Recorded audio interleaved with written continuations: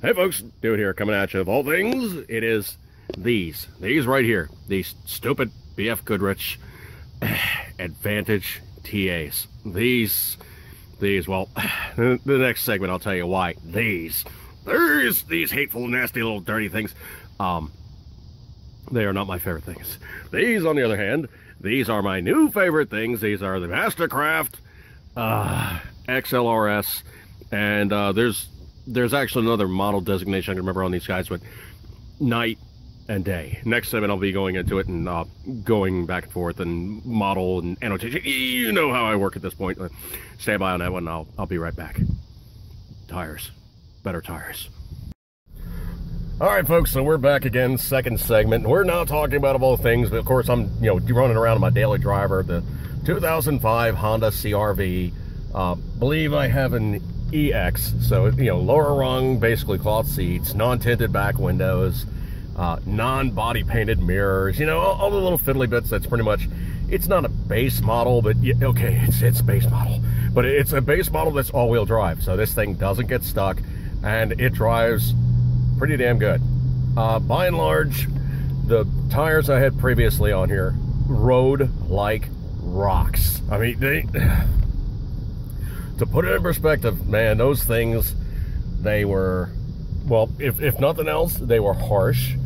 You felt every single crack in the pavement.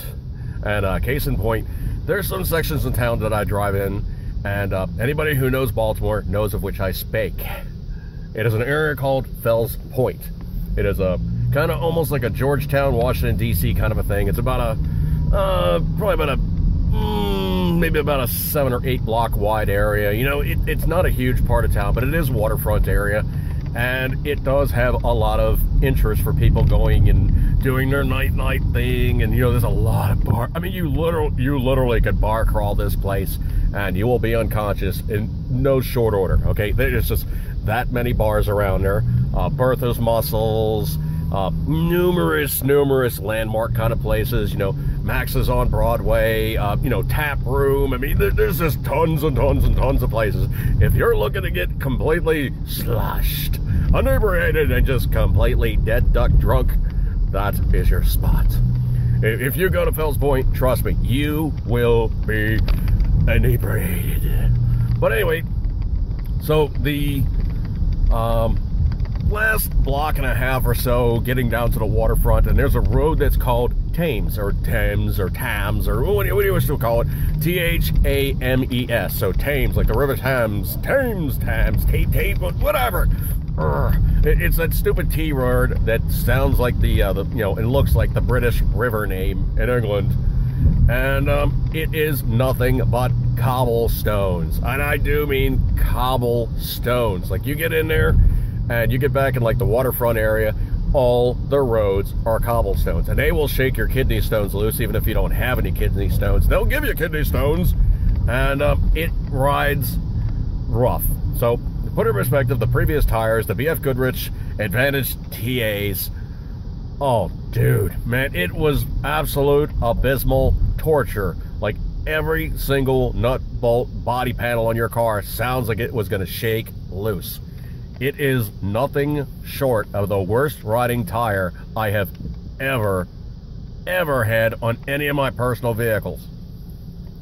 That said, why did I buy them? Well, I also belong to a big box store, and they were on sale at BJ's.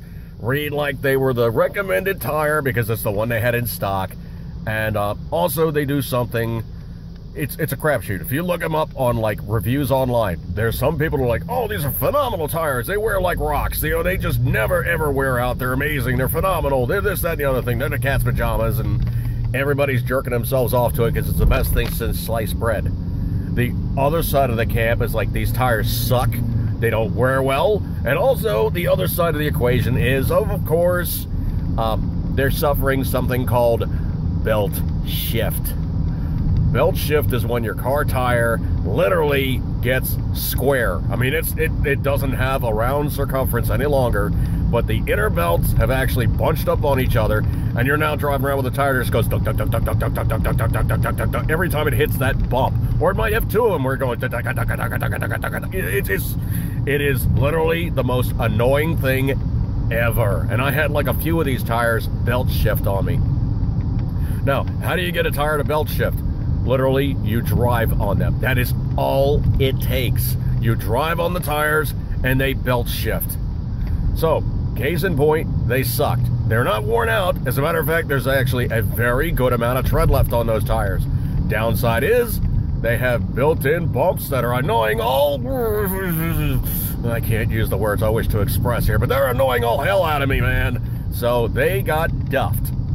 So, case in point, I started looking at the Mastercrafts, and, you know, I'll put the annotation in there for what the exact correct tire designation is, but the kicker is, I was going to buy these at a tire place, and the thing about it is the tire place is like, oh, those are Walmart tires, and I'm like, okay, time to do a little research here, and I found out what Mastercraft tires actually are.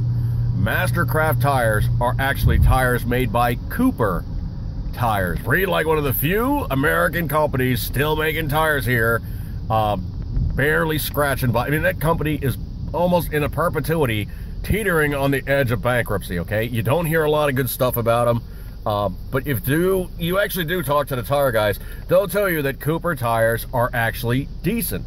They don't have the notoriety of BF Goodrich, they don't have the notoriety of Michelin, they really don't have the notoriety of Goodyear or Firestone, but by and large, they are decent tires. So, where does Mastercraft come in from? Well, Mastercraft is a brand I heard about some years ago when I worked at a gas station in another part of Maryland called Bethesda, you know, very much closer to Washington, D.C., way too much money, rich guys, basically way too much money, no sense. And the tire that we sold in the gas station was Mastercraft brand. And I actually asked the boss, like, what do you think about it? He goes, oh, I got them on my my Ford, and they just worked just fine. And he literally had a Ford Crown Vic, you know, kind of like the cop car. He had one of those, and he's like, you know, these are decent tires. I don't have a single problem with them. They actually stick pretty good. They wear okay, and if I blow one out, I'm not going to cry because they're not real expensive. You know, it came to me that I forgot to put into the previous segment or in between the segments, or I'll stick this piece in there so you guys get the full effect. There's a reason why Cooper tires become Mastercraft tires. It's because when they're reached the point where a Cooper tire has come up with the next generation of the previous iteration of a previous tire, the upgraded tire becomes a Cooper tire. The previous tire, because they still have all the dies, they still have all the stamping equipment, they still have all the, you know, raw materials to make the previous tire, which might not be as quite as sophisticated as the new tire, you know, with newer tire technology and like silica embedded in the tread and, you know, all kinds of really just like new tricks and tweaks they figured out, or by buying somebody else's tires and figuring out their secrets and incorporating that into their stuff. The previous iteration of tire, which is still good, it's just not quite that, you know, 10/10 of the new tire. It might be 9/10 of the old tire. You know, it's still good enough to sell. So what they'll do is they'll sell the previous Cooper tire now as a Mastercraft tire. And they'll simply just change the sidewall of the tire to state it is now not Cooper, but Mastercraft. So that's where they get the Mastercraft brand out of Cooper tires. Cooper is still decent. Mastercraft is one step below it, but still a very decent tire. And I can tell you for a fact, running these things around for the little bit of time that I've had them on my car, it's completely night and day difference. Even with a big name tire, it is completely different. I mean, there's other brands out there, and there's other stuff out there that you guys can substitute in place of the big names, and there is good stuff at every price level. So I commend it to you. Now, these things are decent. It's just not at the edge of the envelope, best of the best of the best, newest of the new, but they still work rather well. Then they're going to be way better than, you know, the previous generation, and that's why tires continually change. The stuff that gets better becomes the new generation of tire. All right, let me go back to the previous one, and you guys can figure out where I'm going to. And I just forgot to say the stuff. Okay. So anyway, these tires were selling on the website of Walmart. Literally, you know, you buy the tires, you have them sent to your store, free shipping and what have you, and they were about a $79 tire. So I'm looking at them, I'm like, okay, looking up the reviews, and everybody's like, oh, these things are phenomenal. You know, they're not the best in the snow, but in Maryland, we get only a bit of snow. We really don't get tons and tons of snow. The rain performance on these tires, they say, is some of the best performance for its price range of any make of tire. And they say, literally, even for the price range of what it's at, it outperforms some more expensive tires in rain. Now in Maryland, as you can see by my windshield here, we tend to get quite a bit more rain than just about anything.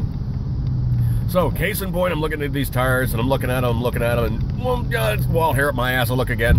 Walmart has them on sale, $10 off. Deal sealed. I'm buying them. So, literally using my Uber credit card, because, you know, it is literally my Uber account for expenditures. You know, it's what I do for vehicle upkeep, because primarily the upkeep that I'm doing on this vehicle is not running people around, you know, from around corner, or stuff that I'm doing on the weekend with Mrs. Dude, or, you know, stuff I got to do with nieces and nephews and what have you. It is literally upkeep for the vehicle from my job. So, case in point, I'm now driving around a car that needs a set of tires, because these things are riding like utter, total, complete, and absolute crap, and I am sick of it.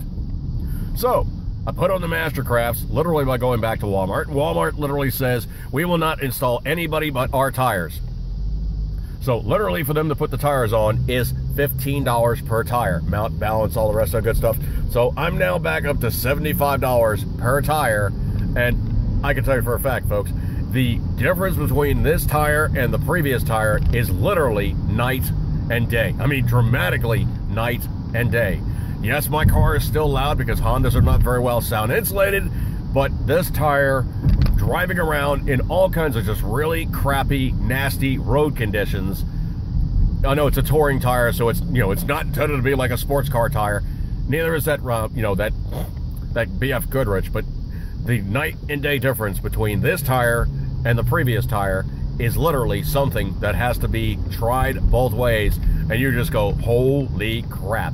I mean, even when those BF Goodriches were new, they were loud. And that's one of the other online complaints people have said. The basic tread design on those tires, and they're like, you know, they're not really growly, but they're growly enough that it is annoying. And that classic thing that they always tend to describe in vehicle operation is when they design a car, they are looking to minimize NVH, or noise, vibration, and harshness. So those tires literally made my car suck. And they're spares. I mean, they're in my garage now. They're spares. So if I blow one of these things out, and hopefully the tire wear close enough is close enough, because an all-wheel drive vehicle, you never want to run tires that are different sizes all around the car. On a front drive or a rear drive car, it's not such a big deal.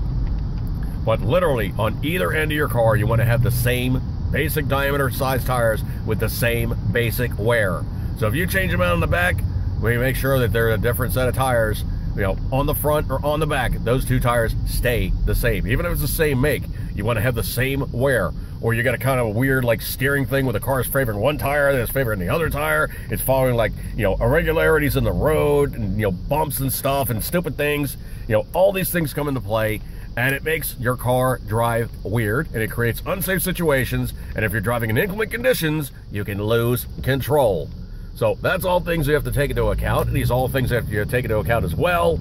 But the biggest thing you have to take into account is, most especially, is the basic tire design. Go online, do some research, and trust me, folks, to put a cheaper tire on this car that feels better is win-win in my, you know, in any column I can ever check off. Because this tire was actually cheaper than the previous tire, and is quieter, drives better, and has about the same projected tread wear. Why in the world would you spend more for a tire that really rides and sounds like crap?